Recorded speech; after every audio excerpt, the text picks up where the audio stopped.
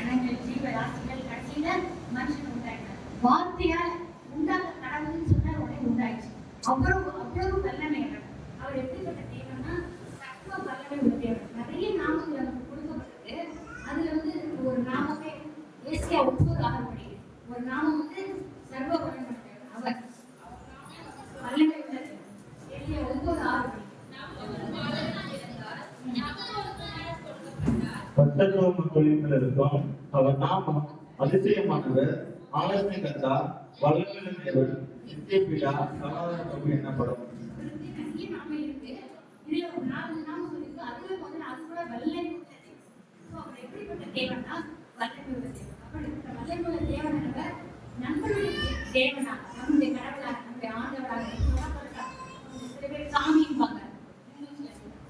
சாமியோ ஆண்டவரோ கடவுளோ நம்ம ஆண்டவர் தேவன், நம்ம ஜீவன தேவன், வல்லமையுள்ள தேவன் நம்ம பெற்றுக்கிறோம்.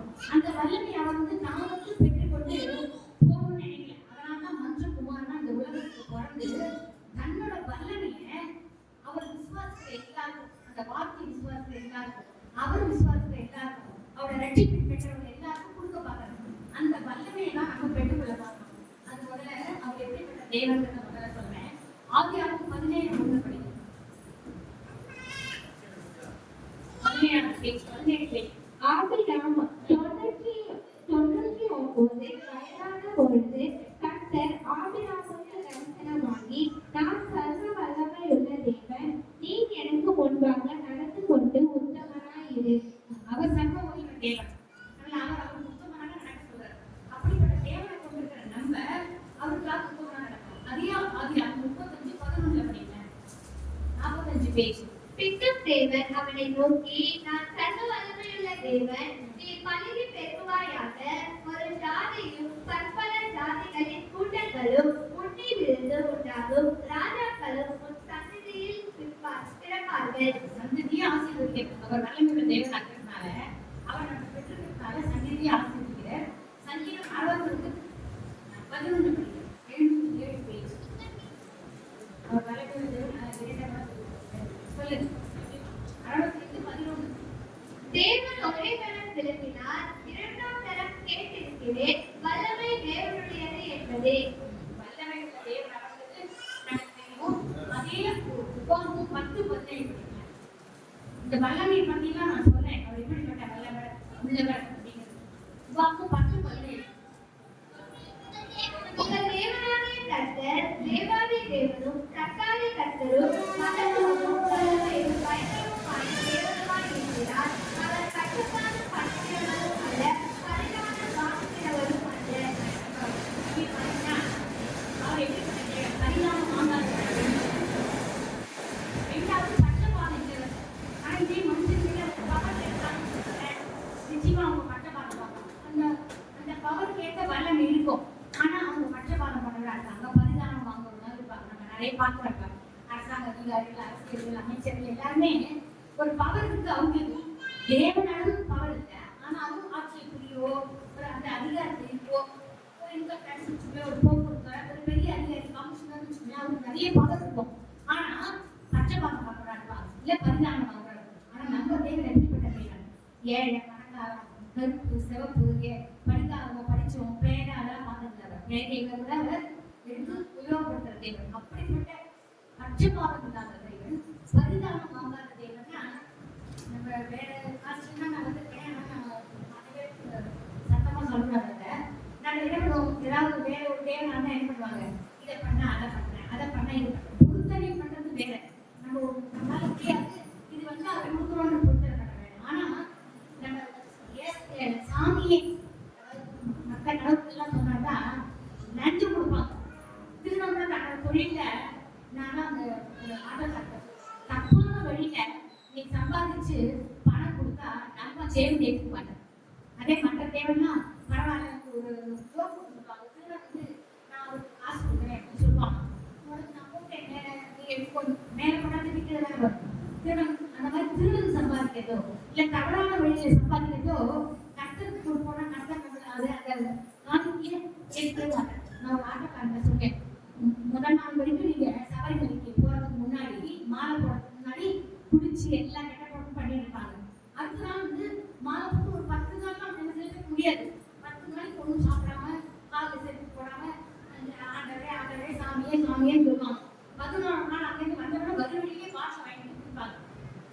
பிரியமானதா நம்ம கத்துற தேசுவார் அந்த மாதிரி பண்ணா நீ முதல்ல உன்னை பாவத்தெல்லாம் திருத்திட்டு வா. குடிக்கிறது ஒரு பாவம். நீ முதல்ல தவறான காரியங்களெல்லாம் திருத்திட்டு வந்தா உன் காணிக்கை நீ கொடுத்து கேட்கணும். எப்போ பக்தியார்த்த கோபப்பட்டாலே நீ போய் அதை மன்னிப்பு கேட்டு வந்து காணிக்கை எதை வேணாலும் ஏற்றுக்கிற கத்தர் கிடையாது. நம்ம ஜீவனுள்ள தேவனை கொண்டிருக்கோம், வல்லமை உள்ள தேவன். அப்படிப்பட்ட தேவன் பரிதாபம் வாங்கவில்லை, பாரபட்சம் அப்படிப்பட்ட தேவனை கொண்டிருக்கிற நாம நம்புறோம். அவர் பரிசுத்தர் பரிசுத்தர் பரிசுத்தர் பரிசுத்தர்னா பரிசுத்தரா இல்லைன்னா அவர் இருக்கிறார். நம்மளும் ஒவ்வொரு நாளும் பரிசுத்தமாக இருக்கிறோம். இது வந்து வல்லமை உள்ள தேவனை பற்றிய இதை நான் சொல்றேன். அவுட்லைன் என்னன்னா நம்ம எப்படிப்பட்ட தேவனை கொண்டிருக்கோம் அப்படின்னு. நம்ம வல்லமை உள்ள தேவன், பட்சபாதம் இல்லாதவர், பார்க்காதவர், இந்த விதத்திலையும் நமக்கு சர்ப்பவர்கள் உள்ள தேவன், ஜீவனுள்ள தேவன். எந்த தவறை அவர் ஏற்றுக்கொள்ளவர்ல பரிசுத்தர். வல்லமை நமக்கு கொடுத்தாங்க. அவர் என்ன பண்ணியிருந்தார்? இந்த வார்த்தையால எப்படி வார்த்தையால தன்னுடைய வல்லமையை வெளிப்படுத்தி உலகத்தையும் உண்டாக்கினார். அதே மாதிரி நிறைய காரியங்கள் இருக்கு. வார்த்தையால நிறைய பேர் குணமாக்கிட்ட, நீ சுகமாயிட்ட. அவரோட வார்த்தையோட வல்லமையானது நிறைய பேருக்கு மனுஷகுமாரனை பறக்கும் போது நிறைய பண்ணினர். இப்ப அந்த வல்லமையை நம்ம ஜீவனுள்ள தேவனோட வார்த்தையால பெற்றுக்கொண்டு அந்த வல்லமை நமக்கு எப்படி கிடைக்கணுங்கிறதுக்கான ஒரு 7 பாயிண்ட் சொல்றாங்க. கவனமா இருக்கு. இது சொன்னது வந்து நம்ம அந்த வல்லமை உள்ள தேவனை எப்படி இருக்கும், அவரோட என்ன, அவரோட என்ன சர்வ வல்லமை தேவன், பாராட்டம் இல்லாதவர், பரிதாபம் வாங்காதவர், ஜீவனுள்ள தேவன், அவரெல்லாம் ஏற்றுக்கொள்ளுகிற தேவன் எல்லாம் பரிசுத்தர். வல்லமை நமக்கு எப்படி உண்டாயிருக்குன்னா பயப்பட வேண்டாம். முதல்ல உபாகம் 7:21 படிக்கிறேன். கர்த்தருக்குள்ள இருந்தாலே நம்ம உண்மையா கர்த்தர் ஏற்றுக்கொண்டா பயப்படவே மாட்டோம். அவர்களை பார்த்து பயப்பட வேண்டாம், உங்கள் தேவனாகிய கர்த்தர் உங்களுக்குள்ளே இருக்கிறார். அவர் வல்லமையும் பயங்கரமான தேவன். அவர் வல்லமையுள்ள தேவன். அவரை நம்ம கொண்டா பயப்படவே வேண்டாம். பயமுள்ள ஆவி நமக்கு கொடுக்கல. பணமும் அன்பும் தெளிந்த புத்தியோட ஆவியும் தான் கொடுத்துருக்காரு. 1 தீமோத்தேயு 1:7 படிக்க வேண்டாம்.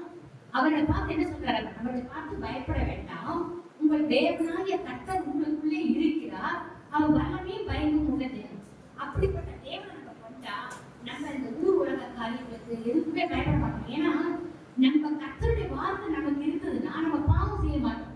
தேவனுக்கு பயந்தவன் பாவத்தோட வித்து அவன்கிட்ட இருக்காது. அப்ப நம்ம பயப்பட தேவையே. ஒரே ஒருத்தருக்கு தான் பயப்படணும், கர்த்தருக்கு பயப்பட்டோம்னா நம்ம என்ன பண்ணுவோம்? பாவம் செய்ய மாட்டோம். அதனால கர்த்தருக்கு பயப்பட்டா மற்ற யாரும் நம்ம பயப்பட தேவையே இல்லை.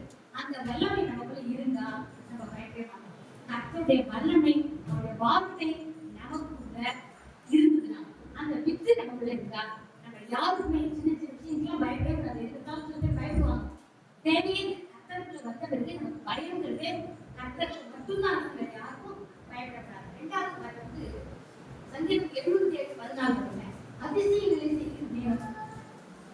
இந்த வல்லமையெல்லாம் நம்ம பெற்றுக்கொள்வதற்காக ஒவ்வொரு நாளும் நம்ம பாடுபடணும். சங்கீதம் 77:14 அதிசயங்களை செய்கிற தேவன் நீரே, ஜனங்களுக்குள்ளே உம்முடைய வல்லமையை விளங்கப்பட்டதே.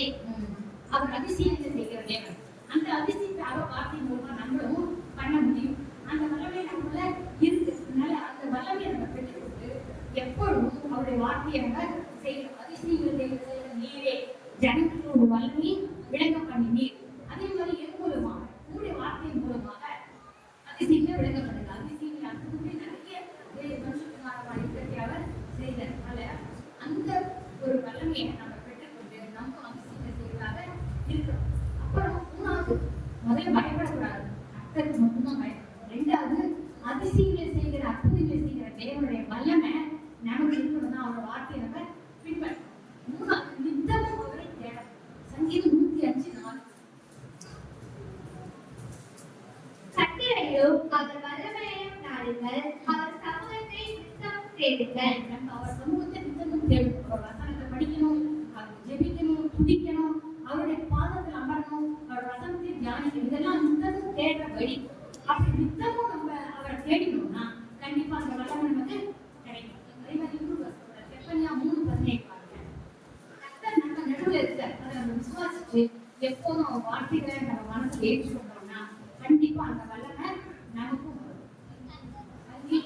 செப்பனியா 3:17 உன் தேவனாகிய கர்த்தர் உன் நடுவில் இருக்கிறார். அவர் வல்லமையுள்ளவர், அவர் ரட்சிப்பார், அவர் கவிழ்ந்து தம்முடைய அன்பின் நிமித்தம் அவர் திரும்பார். அவர் உன் பெயரில் எவ்விதமாய் களி கூறுவார்.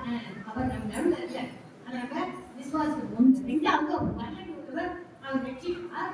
அவர் உன் பேரில் சந்தோஷமாய் மகிழ்ந்து, அவர் நம்ம பேரில் சந்தோஷமா இருக்கணும்னா நம்ம எப்படி இருக்கணும்? அவர் வசனத்தை படிச்சு அவருக்கு அன்பை கற்றுக்கொள்ளும். அவர் என்ன சொல்ற? முதல் கற்பனை, நீ தேவனுடைய கற்பனை கைக்கொள். நீ தேவனுடைய அன்பா இருக்காம உன் மேல அன்பா இருக்க மாதிரி மிச்சவர்கிட்ட அன்பா இருக்கு. அப்படி நம்ம அன்பா இருக்கும்போது அவர் சந்தோஷமா நம்ம பேர்ல கடி கொடுத்து அந்த வல்லமையை தருவார். அந்த வார்த்தையின் மூலமா நமக்கு அந்த வல்லமை கொடுப்பார். அதனால பயப்படக்கூடாது. அதிசயம் செய்கிற தேவன் நிச்சயம் நாலாவது சத்துருவோட சகல வல்லமையும் நீக்க அதிகாரம் கொடுத்தார். அவர் வந்து இயேசுக்குமாரா இருக்கிறதே பார்த்து சீஷில் அப்படி இருந்தாங்கல்ல, அப்ப சொல்ற நீங்க என்னை விட உங்களுக்கு வல்லமைதான், என்னை விட நீங்க அதிசயம்லாம் செய்வேன் சொல்ற. அது லூக்கா 10:19 ஒன்றுதாறு புதிய ஏற்பாடு 10:19. இதோ சர்வங்களையும் தேள்களையும் மிதிக்கவும் சத்துருவினுடைய சகல வல்லமையையும் மேற்கொள்ளவும் உங்களுக்கு அதிகாரம் கொடுக்கிறேன். ஒன்றும் உங்களை சேதப்படுத்த மாட்டாது. அவர் கொடுத்த சாத்தான வல்லமைலாம் அழிக்கக்கூடிய வல்லமை ஒண்ணு. மோசே என்ன பண்ணா, மன்னர் போல நீட்டி எல்லாம் பாம்பு வரவழைச்சான். அதே மாதிரி அந்த மன்னர்வாதிகள் அங்க இருக்கிறவங்க எகிப்து தேசத்துல இருக்கிறவங்க மன்னர்வாதிகள் என்ன பண்ணாங்க, போல நீட்டி பாம்பு வந்தது. ஆனா கடைசியில உலகத்தில் உள்ள எவரை விட பெரியவர் இவரோட கோலுக்கு வரம் அத்தனை பாம்பு முடிக்கிறது. சோ அந்த இடத்துல மோசையோட வல்லமை கர்த்தரோட வல்லமாக விளங்கிது. அதே மாதிரி ஒருவேளை சாத்தான் லூசிஃபர் சின்ன சின்ன சில பேர் பாத்தீங்கன்னா, நான் அங்க போறேன் இங்க போறேன் நான் என்ன சொல்றேன், அவிசுவாசிக்கிறேன், இந்துவா இருக்கு நான் பண்ணி படிச்சிருக்கேன் அந்த மாதிரி ஏதாவது சொல்லுவாங்க. மாஸ்க்கு போய் சாயந்தரமா அவங்க வரும்போது ப்ரேயர் பண்ணிட்டு வராங்கல்ல முஸ்லீம்ஸ்லாம், அப்போ போய் இருந்து அவங்க வந்துருச்சாங்க அவங்களுக்கு வியாதி நீக்கிக்கும். அந்த மாதிரி போய் நிற்பாங்க. அந்த மாதிரி நிறைய இந்துஸ்ல நிறைய சொல்றாங்க, இந்த சாமி அந்த சாமி இங்க போய் வந்திருக்காங்க. ஆனா அந்த வாங்க சொல்றது இஸ்ரேலுக்கு எதிர ஒண்ணுமே பண்ண முடியாது. அப்படிப்பட்ட வல்லமை உள்ள தேவன் உலகில் உள்ள எவரை விட பெரியவர். இதெல்லாம் அவங்க சின்ன சின்ன அற்புதம். எப்படின்னா இந்த லூசிஃபர் வந்து மேலே இருந்து தனிட்டார். அவருக்கு இந்த சாத்தானுக்கு சின்ன சின்ன ஒரு அற்புதத்தை செய்யக்கூடிய வல்லமை இருக்கு.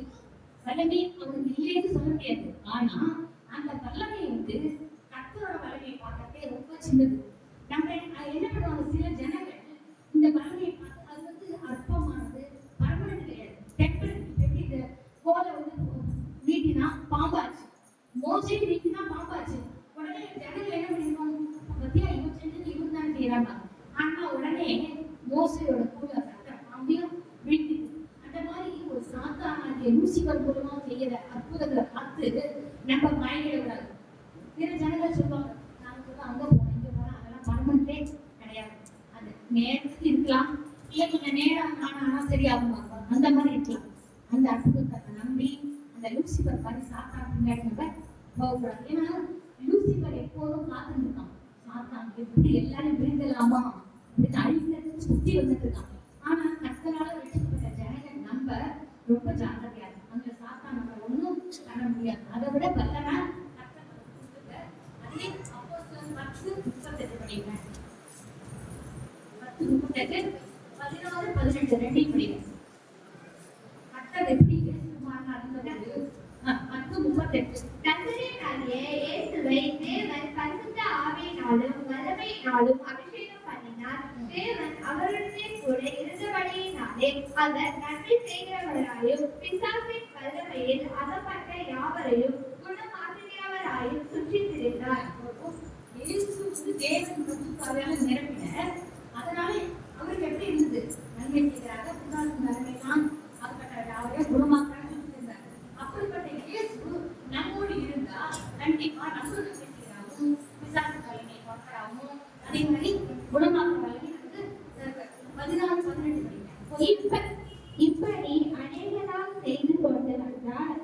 பவுல் சினம் கொண்டு திரும்பி பார்த்து, நீ இவனை விட்டு புறப்படும்படி இயேசு கிறிஸ்துவின் நாமத்தினாலே உனக்கு கட்டளையிடுகிறேன் என்று மற்ற ஆவியுடனே சொன்னார். அந்நேரமோ அது புறப்பட்டு போயிற்று. பவுல் இயேசு கிறிஸ்து நாமத்துல சொல்லும்போது அந்த பரிசுத்த ஆவியால் நிரப்பப்பட்ட போது அந்த அசுத்த ஆவி அவன் செய்யற ஒரு வார்த்தையே போயிடுது.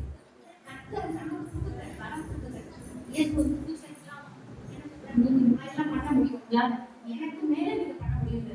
ஸோ கர்த்தருடைய சகாயம் மேற்கொள்ள நமக்கு கண்டிப்பா வல்லமை வரணும்.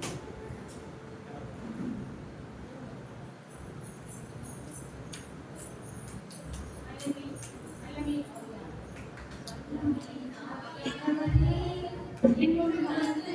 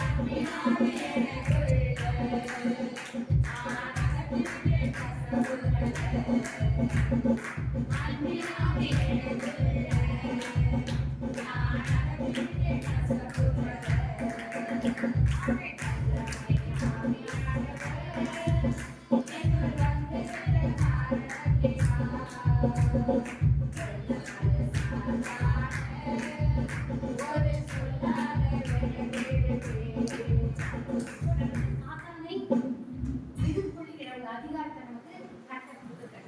பயப்பட வேண்டாம், அவருக்குள்ள இருந்தா பயாவி எனக்குள்ள இருக்குதுல்ல, அந்த வல்லமை இருந்தா பயாவி நமக்கு அணுகாது. அதே மாதிரி நம்பின் ஆவி நமக்கு இருந்தா மற்ற பேர்ல எல்லா கஷ்டத்தையும் நம்ம மீட்டு விடுவோம். அதனால பயப்படக்கூடாது. அதிசயத்தை செய்கிற தேவன் நித்தமும் ஒரு தேடணும். சத்துரோட சகல வல்லமையும் நீக்கக்கூடிய அதிகாரத்தை நமக்கு கொடுத்திருக்காரு. அதே மாதிரி 5வது வியாதியை நீக்க வல்லமை. லூக்கா 9:1. அவர் தம்முடைய 12 சீஷரையும் வரவழைத்து சகல பிசாசுகளையும் துரத்தவும் வியாதியுள்ளவர்களை குணமாக்கவும் அவர்களுக்கு வல்லமையும் அதிகாரமும் கொடுத்து அவர் சொல்றாரு, எனக்கு மேலோட்டால அற்புதத்தை அதிசயம் செய்ய முடியும். நிறைய அற்புதங்கள் கூட செஞ்சாங்க. நம்ம அவருடைய வல்லமையை பெற்றுக்கொண்டா, அவருடைய வார்த்தையின்படி நம்ம நடந்தா கண்டிப்பா அந்த வல்லமை நம்மளும் சுகமாக்குறது, குணமாக்குறது. நிறைய ஒருவேளை நம்ம 10 பேர் இடத்துல ஜெயிச்சு நடக்கலாம்னு நினைக்கலாம். ஆனா அந்த ஒரு 4 அடையில அந்த இடத்தை பெற்றுக்கொள்ளும். ஒரு வாட்டி நம்ம வல்லமை உணர்ந்து நம்ம ஜெபிக்கும் பொழுது நம்ம நினைப்போம் நமக்கு எதுவுமே நமக்குள்ள அவங்களாம் ஊழியக்காரங்க அவங்களாம் அவங்க பெரிய ஊழியக்காரங்க அவங்களால தான் முடியும். எல்லாருக்கும் கர்த்தர் வல்லமை கொடுத்தாரு. சகல அதிகாரம் எப்படி சீஷர்கள் கொடுத்தாரோ அதே மாதிரி நம்மளும் அவருடைய சீஷர்கள், அவருடைய சிநேகிதர்கள், அவருடைய ஊழியக்காரர்கள், அவருடைய விசுவாசிகள், அவருடைய ரட்சிப்பு பெற்றவர்கள் அப்படி இருக்கே நமக்கும் நாளையில அந்த வசனத்தை படிக்க இந்த வல்லமை நமக்கு வரும். அப்ப நம்மளால வியாதிகளை குணமாக்க முடியும். அந்த வல்லமை நம்ம பெற்றுக்கொண்டதை நம்ம உணரணும். சில பேர் இருக்காது, நம்ம ஆறுதல் தேர்தல் ஆலோசனை கொடுக்கிறதுனால நமக்கு கட்டணத்துக்கு நான்கு கொடுப்பாரு. அதே மாதிரி வியாதிகளை நீக்கக்கூடிய பக்தியும் தருவார். மத்தேயு 10:1 படிக்கிறேன். அப்பொழுது அவர் அவருடைய 12 சீஷர்களையும் கப்பலுக்குள் வரவழைத்து அசுத்த ஆவிகளை துரத்தவும் சகல வியாதிகளையும் சகல நோய்களையும் நீக்கவும் அவர்களுக்கு அதிகாரம் கொடுத்தார். அசுத்தாவிகளை துரத்த வியாதிகள் சகல நோய்களை நீக்க அதிகாரம் கொடுத்தார். அவர் வல்லமையினால் அந்த அதிகாரத்தை பெற்றுக்கொண்டு சீஷர்கள் அந்த அப்போஸ்தலர் காலத்துல நிறைய அற்புதங்களை அதிசயம் செய்து நிறைய பேர் ரட்சிக்கப்பட்டாங்க. அது மாதிரி கூட நிறைய ஊழியக்காரர்கள் நிறைய பேர் விசுவாச வல்லமையில எல்லாம் வைக்கக்கூடிய வல்லமை பெற்றுக்கொண்டு செய்யறாங்கதான். ஆனால் நம்மளும் அதை செய்யணும். 6வது காரியம் ஆவியில பலப்படும். எபேசியர் 3:16.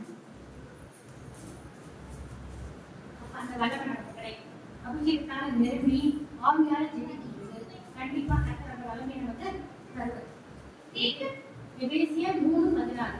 நீங்கள் அவருடைய ஆவியினாலே உண்டான மனுஷனே வல்லமையாய் பலப்படவும்.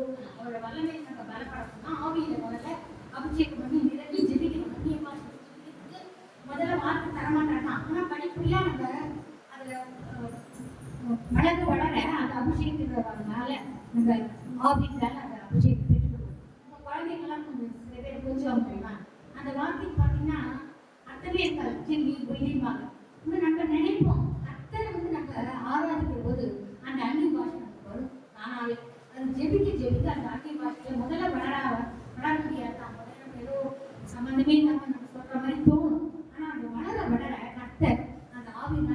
பலப்படுத்துறது. அந்த அபிஷேகத்தால அந்த நிரப்பும் பொழுது நம்ம ஏதோ ஒரு கஷ்டத்துல இருந்தா கூட அங்க போய் ஜெபிக்கும் பொழுது அபிஷேகத்தை பெற்றுக் கொள்வது ஆவியில நம்ம பலப்படுத்தும். கர்த்தர் வந்து நம்ம ஏதாவது ஒரு பாவமான காரியத்தை செய்யும்படியா போனாங்கன்னா அந்த ஆவியினாலே அபிஷேகத்தால் நிரப்பப்பட்டதா இருந்தா கண்டிப்பா உணர்த்தி கர்த்தர் நம்ம என்ன பண்ணுவார் அந்த இடத்துல உணர்த்துவார். உடனே கண்பாக்கி உணர்த்த வருவாங்க. ஏன்னா நம்ம தப்பா நடந்துட்டோம். தாவீது எப்படி பண்ணாங்க உணர்ந்துட்டாங்க சொல்லி சில நம்ம செய்யற காரியம் நானே கூட ஏதோ ஒரு தப்பு செஞ்சுக்கலாம். ஆனா நான் ஒரு தப்பு செஞ்சது யாராவது சொன்னாங்க, யார் சொன்னாலும் சரி, அதாவது அவங்கதான் அவங்க கட்டத்துல இல்லை ஊழியக்காரர்கள் அப்படிலாம் இல்லை, யார் சொன்னாலும் நான் அதை ஒத்துப்பேன். தப்பு செய்யற காரியம் நமக்கு தெரியாம நம்ம பண்ணிட்டாங்க நம்ம ஒத்துட்டு பாவப்படி கண்டிப்பா அந்த உணர்த்தப்படுறது எப்படின்னா ஆவியால அபிஷேகம் அந்த வரப்படும். நம்ம தகவலுக்கு தெரியும், வீட்டுக்கு சொன்னா கூட அதை கேட்டுப்போம். நல்லா ஆவியில வரப்படும். அதுக்கப்புறம் 7வது யாக்கோபு 1:21 படிக்கிறேன். 313 பேஜ் புதிய ஏற்பாடு. ஆகையால் நீங்கள் இல்ல சரி ஒரு நிமிஷம். யாக்கோபு 1:21 ஆகையால் நீங்கள் எல்லாவித அழுக்கையும் கொடிய துர்குணத்தையும் ஒழித்துவிட்டு உங்கள் உள்ளத்தில் நாட்டப்பட்டதையும் உங்கள் ஆத்துமாக்களை ரட்சிக்க வல்லமையுள்ளதாய் இருக்கிற வசனத்தை சாந்தமாய் ஏற்றுக்கொள்ளுங்கள். நம்மகிட்ட நிறைய மனுஷனா இருக்கிறதுனால நம்ம உடம்புல எப்படி அழுக்கு இருக்கோ தினம் குளிக்கலாம் அந்த அழுக்கு போகும். அந்த மாதிரி நம்மளுடைய மனசுல ஆவியிலும் நிறைய அழுக்கு இருக்கலாம். பொறாமை நிறைய இருக்கு. நல்லதுபுறமா பேசுறது நிறைய காரியங்கள் நம்மளுடைய இருக்கு. துர்குணங்கள் நிறைய இருக்கு. இல்லைன்னு யாரும் சொல்ல முடியாது. ஆனா அதுல இருக்கிறது எல்லாமே நம்ம ஆத்மாக்களை ரட்சிக்க வல்லமையுள்ளதா இருக்கிற தேவனை நோக்கி பார்க்கும்போது நம்ம துர்குணத்தெல்லாம் நம்ம விட்டுட்டு சாந்த குணத்தை ஏற்றுக்கொண்டோம்னா கர்த்தர் அந்த வலிமையான நேரத்தில் 7 காரியம் சொன்னேன். வீட்டுல பயப்படக்கூடாது, அதிசயம் செய்யணும், நீதி யுத்தமும் தேடணும், சத்துரோட சகல தன்மையை பெற்றுக்கொள்ளணும், அதனால வியாதி நீங்க வல்லமை பெற்றுக்கொள்ளணும், ஆவியில பலப்படணும், அழுக்கு நீக்கி சாந்தத்தை பெற்றுக்கொள்ளணும். அழுக்குன்னா நிறைய காரியங்கள் நம்ம உள்ளத்துல இருக்கோம். அதெல்லாம் நம்ம ஒரு நாள் நம்ம உலகத்துல வாழப்போது மூலமா தெரிஞ்சுக்கிடுவோம். இல்லை நமக்கே அந்த பாவம் உணரப்பட்ட ஆவியினால் பலப்படும் போது அபிஷேகத்தை பெற்றுக்கொள்ளும் போது கண்டிப்பா கர்த்தர் நம்மள நீ செஞ்சது தப்பு. அப்ப உடனே நம்ம அவங்கள்ட்ட மன்னிப்பு கேட்டு கர்த்தரை மன்னிப்பு கேட்டோம்னா கண்டிப்பா அந்த வல்லமையை கர்த்தர் எப்படி எல்லாருக்கும் இயேசு மனுஷகுமாரனா பிறந்த போது வார்த்தையால் எப்படி உலகத்தை உண்டாக்கினாரோ மனுஷங்க வார்த்தையால் உண்டாக்கினாரோ நம்மளையும் நம்ம அந்த வார்த்தையின் மூலமாக நிறைய அற்புதத்தை செஞ்சேன். ஆனால் இந்த வார்த்தை இந்த வசனம் தான் ஜீவன். இந்த வசனத்தை கட்டி கொண்டு உங்களுக்கு ஜெபிக்க போட்டீங்க. அந்த வசனத்தை சொல்லி நம்ம மனப்பூர்வமா ஜெபிச்சா கண்டிப்பா அந்த வியாதி வந்து சுகமாக சாதாரண கிரியைகள் வெளியே நமக்கும் அந்த வளர்த்தால தருவது. கடைசியா என்ன சொல்றேன்னா நம்ம வளமை எபேசியர் 6:10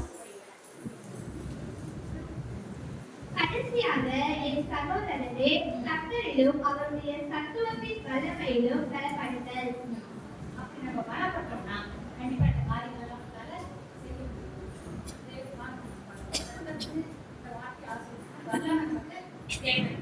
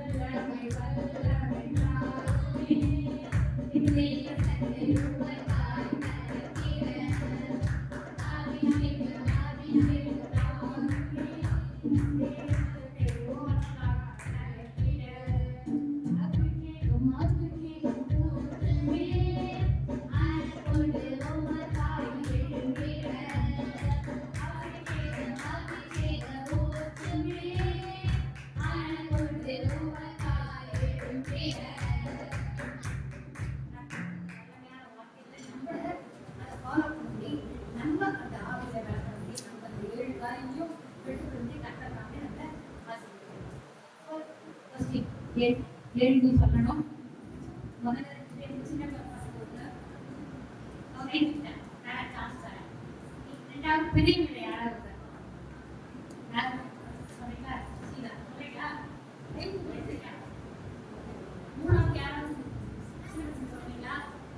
ஜென்ஸ் யாராவது சொல்றீங்களா? சரி அவர் ஸ்பீக் முதல்ல உடனே ரெண்டாவது சுசிலா மூணாவது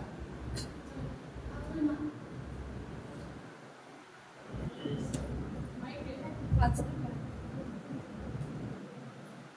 பயப்படணும், ரெண்டாவது பயப்பட வேண்டாம், ரெண்டாவது அதிசயம் செய்த தேவன், மூணாவது நிச்சயமும் அவரை தேடணும், நாலாவது சத்துருக்களுக்கு சகல வல்லமையை பெற்றுக்கொள்ளணும், அஞ்சாவது வந்து ஆவியில பலப்படணும், ஆறாவது வந்து ஆவியில பலப்படணும், ஆறாவது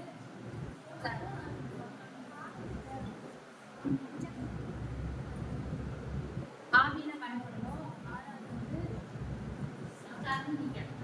வியாதி, அஞ்சாவது வியாதி வரும், ஆறாவது வந்து ஆவியில பலப்படணும், ஏழாவது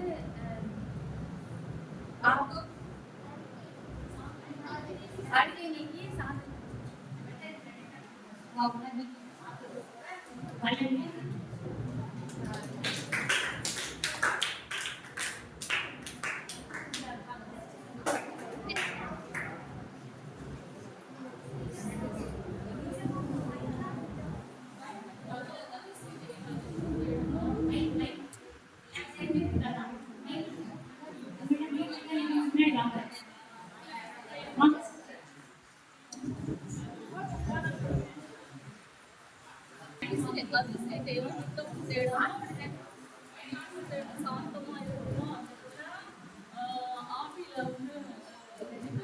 பயப்படக்கூடாது. அப்புறம் வல்லமை பாடுபடணும். அதிசயம் அப்புறம் யுத்தமும் தட்டணும். கடைசியா சாந்தமும்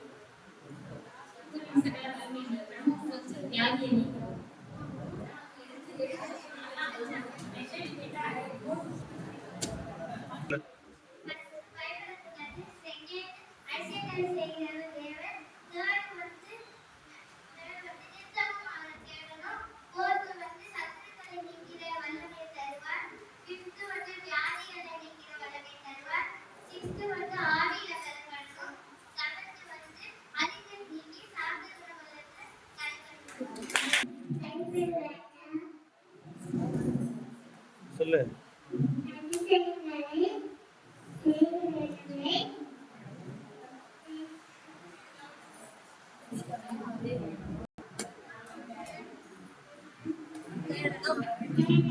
ஆமென். போன வருஷம் மே 19ஆம் தேதி பெரிய ஆபரேஷன் நீங்களே வச்சு மாத்தி 2 பேரும் அப்படி ஒரு நான் பயப்படல.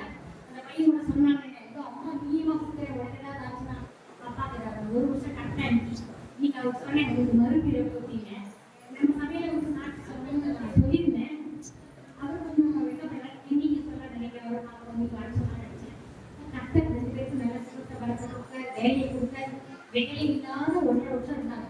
ஆனா எல்லாத்துக்குமே என் பொண்ணு நாமும் ஜெயிச்சுதான். ஒரு நாள் கூட நாங்கள் வந்து நான் பெருமையா சொல்றேன், சாட்சியா சொல்றேன்.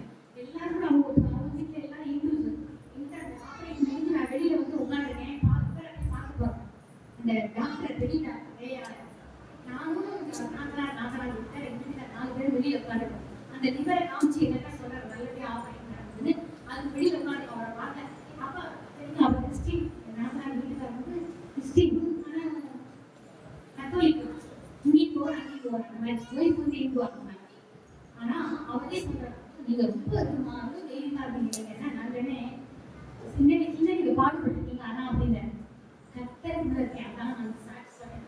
கத்தர் தான் நம்ம பலப்படுத்தாரு. என்ன அந்த நாள் பாடுபட்டேன், அதனால இந்த பாடு பெரிய விஷயம் இல்லை. கத்தத்துல பலப்பட்டா நம்ம விசுவாசிக்கலாம், 2 பேருக்கும் தைரியமா தெரியும் அப்படின்னு. அப்ப கத்தர் வந்து அவ்வளவு சுகத்தை கொடுத்தாரு. அவருக்காக ஜெபிக்க 2 பேரும் வந்து நல்ல அவர் வந்து ரசம் பார்த்துட்டு எல்லாம் மாட்டா அவருக்கு கொடுக்குற முழுமையா நீங்க ஏற்றுக்கொள்ளணும். கொஞ்சம் அந்த வெட்டமெல்லாம் இருக்கு. ஒன்றும் இன்னைக்கு இந்த சாட்சி சொல்றது இங்க நம்ம சர்ச்சுக்கு ஒரு நாள் அவங்க சாட்சி சொல்றது அவங்கள்ட்ட கேட்டிருக்கேன். அவங்க சர்ச்சை சொல்லியிருக்காங்க. ஆனா நம்ம எனக்கு வந்து நான் வந்து இங்க இருக்க தாய் எனக்கு என்னுடைய அவங்க வந்து சொன்ன சாட்சி ஒரு இது ஆவல். ஆனால் இவங்க வரல. ஆனால் தாத்தாவை சொன்னேன், உங்களுக்கு மறுபிடிப்பு கட்ட கொடுத்துட்டு எல்லா விஷயத்தையும் கட்ட வந்து ஆசீர்வதிக்காங்க. அது ஒரு சாட்சிக்காக நான் சொன்னேன். அப்புறம் வந்து நான் வந்து எனக்கு ரொம்ப இதுதான் மீட் பண்ண காலலாம். ஆனால் கூட எனக்கு 3-4 வருஷமா சிங்கப்பூர் போகணும்னு நினைச்சேன். இந்த வருஷம் அது போக ஏற்பாடு பண்ணியிருக்கோம். 22ஆம் தேதி போயிட்டு 2ஆம்